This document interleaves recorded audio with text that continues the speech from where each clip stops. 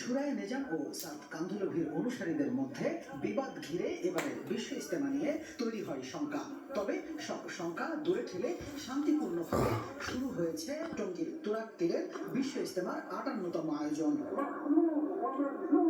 শুক্রবার ফজর নামাজের পর পাকিস্তানের মাওলানা জিয়াউল হকের আমবয়ানের মধ্য দিয়ে শুরু হয় ইজতেমার আনুষ্ঠানিকতা। মুসল্লিরা ঈমান আমলের এই বয়ান শোনেন।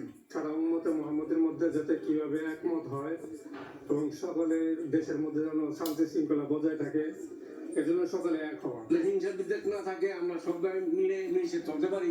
আমি চাই ইমানের সাথে যে মত করো, এটাই আমার বড় আশা।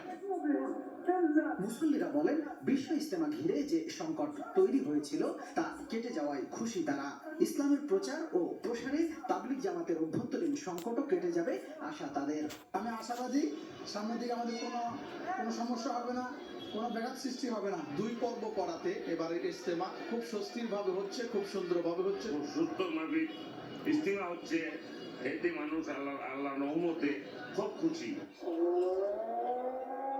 ৩ পর্বের এই আয়োজনে প্রথম ধাপের প্রথম দিনই জুমাবার লাখো মুসল্লি একসাথে আদায় করেন জুমার নামাজ। মূল মাঠ পেরিয়ে আশপাশের সড়কেও অবস্থান নেন তারা।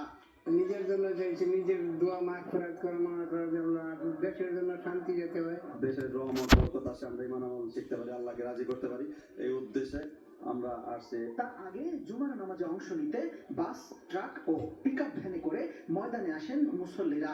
তারা বলেন, দেশের চলমান সংকট কেটে যাক, একই সাথে বিশ্বজুড়ে মুসলিমদের উপর আগ্রাসন বন্ধে আল্লাহর কাছে দোয়া করেন তারা।